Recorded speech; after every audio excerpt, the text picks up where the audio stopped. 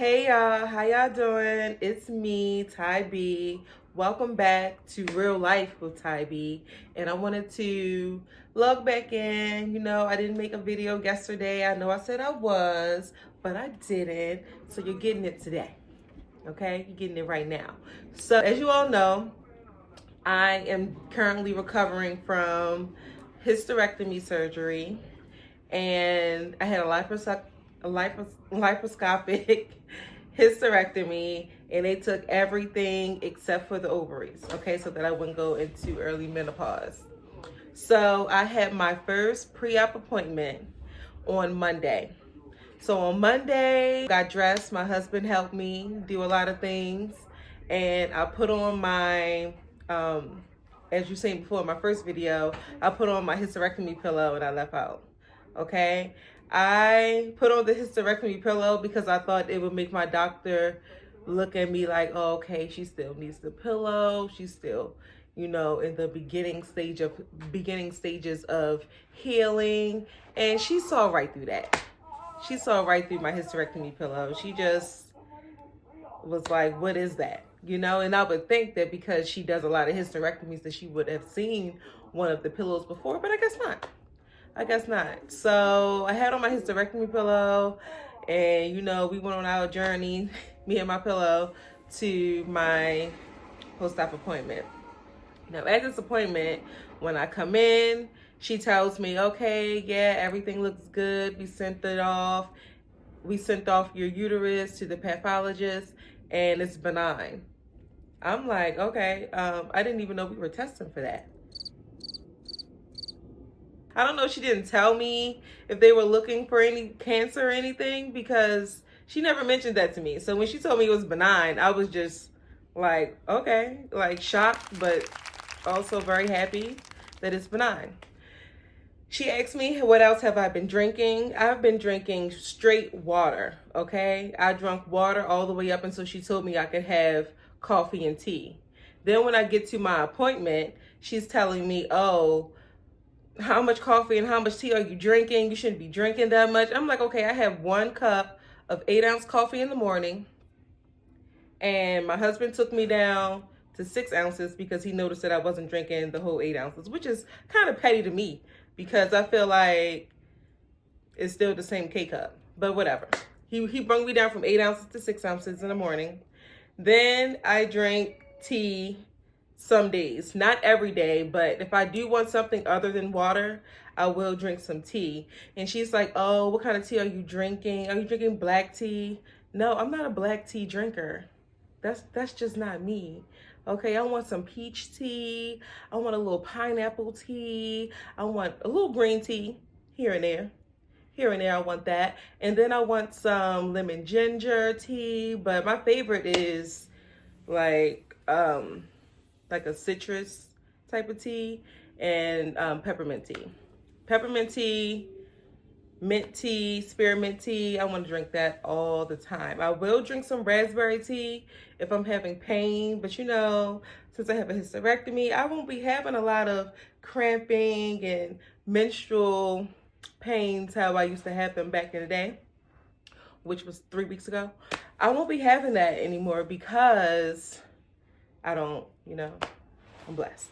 So we talked about that, and she was saying that my teas could cause problems, and I was a little confused because I was like, I've never known for herbal teas to do anything but heal. But I just was like, okay. I definitely did not tell my doctor that I was in the club on Saturday. Okay, I seen her on Monday, but I did not tell her that I was in the club on Saturday. So when I went to the club on Saturday, first of all, it's a lounge, not a club. But when I went in there, I didn't do too much, okay? I sat for most of the time and, shimmied my shoulders a little bit, and that was it. I did stand up and, not too much, because I know I can't do too much because I'm only 3 weeks in or 3 weeks out. I'm 3 weeks somewhere. Okay. And I knew I couldn't be doing all that. So that's all I did. Okay, I think I was there for about 4 or 5 hours, which was great for me. You know, I needed to get out. I know that my husband probably was happy that I was out, even though he didn't check on me. The whole time I was there, he don't know what could have happened to me. But I was there and I had a good time. I was with the football moms, you know, so I was cool. I had a great time. And I didn't tell my doctor that I was at the club, but I did tell her that I experienced some bleeding Saturday night. And she was like, oh, it's because you were bending. And I'm like, I was not bending. I was not bending. I walked. I was standing. Okay, mind you, I sat down for 2 hours, so I had to be walking back and forth. I was walking around for 2 hours, okay? And she was like, well, if you weren't bending, you had to be, what did she say? You had to be doing too much. So if you're not going on your 20-minute walks 2 times a day, you can't just go out and walk for an hour, because then that's overdoing it. So I was like, okay, maybe I overdid it at the club. I just told her I took a long walk on Saturday and I started bleeding. So she's like, okay. So now I'm out here. I have to walk twice a day for at least 20 to 30 minutes and work my way up to an hour.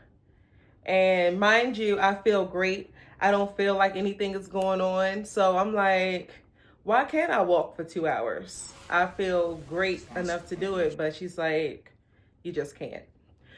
So that was that. I did tell her that I was experiencing some incontinence with me when I cough, laugh, or make, you know, a sudden movement or whatever. And she said that I need to start using the bathroom every 2 hours. And that is to train my bladder. If that does not work, and I'll be going to pelvic floor therapy in 4 weeks with the physiotherapist if I continue to experience incontinence. Another thing she told me was to lay off on the carbs. She was like, remember, you're not supposed to be eating a lot of carbs and things because you are laying down, you are resting, you are not moving the way you used to move. But I am moving a little bit, you know, the way I'm coming down the steps now, my family is like looking like, oh, I didn't know that was you. You're doing really good. I'm coming down the steps quick, okay? I still hold on. I will hold on. But I'm coming down kind of quick. So she's just like, take it easy. Don't do too much with the carbs. You need to eat vegetables, eat small meals. Don't eat no big meal or anything like that, because those things could, you know, hurt. I could hurt myself and I could slow down the process of my healing. I also found out that they did not take a picture of my uterus. And that's the only thing I asked for. Before I went in there, they were like, is there anything that you want? Yes, I would like to see my uterus when it comes out.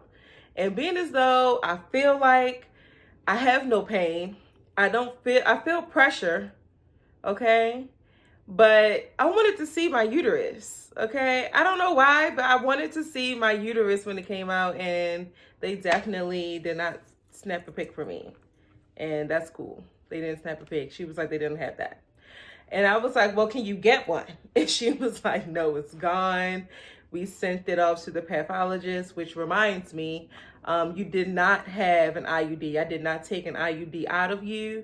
And when the pathologist got your uterus, they said they did not find an IUD in your uterus. So I'm like, what do you mean? It's no way. She was like, you don't. I said, well, then it's still in me. And she said, no, it's not in you anymore. I looked around. If you want to get an x-ray to be sure, we can do that. But it's no IUD in you, and it must have fell out. Baby, ain't no IUD fall up out of me. It's no way, okay? It's no way. It's no way. For my fellow ladies that have had an IUD, you already know how painful it is and how far they stick that thing up in you. It's no way that an IUD just falling out of me like that. Like, why would you say that? And she's like, yeah, it's not in there. So another thing, as soon as she said that, in my mind, I was like, I could have got pregnant. She was like, yeah. That's when I was like, oh my goodness. Oh my goodness. Whew. I cannot believe it. I didn't know what to say. I couldn't believe it. I couldn't believe that my IUD was gone. And I could not, like, when did it fall out? Because last year I got some x-rays done, a sonogram done, and my fibroid had grown so big that it started to marry my IUD. So my IUD was kind of stuck in my fibroid, and that's why I couldn't feel the strings and things like that. So I'm like, how did my IUD just fall out if it was kind of inside of my fibroid? But I was just like, okay, all right. It was scary. It was a scary thought that I could have been pregnant. That would have been a mess. But I went for an x-ray today, and my x-ray results came back, and they say no IUD was found, and everything looks good. And I am happy, but I'm also still shocked. Okay? So that's the end of this is the end of my video today. I hope you learned something. If you have any questions, again, you can always DM me or ask them in the chat. And I'll see y'all next time. I do have another appointment in 4 weeks, but I'll give y'all another update on me, in a week or two. My gas pain is controlled. I don't have a lot of gas pain anymore. I am starting to go out more. I didn't tell my doctor this, but I am going out more right now. I am taking it easy. I'm going places where I can sit, and walk. I'm going on walks outside. Yeah, that's it. Thank you for tuning in to Real Life with Ty B, and I'll talk to you soon.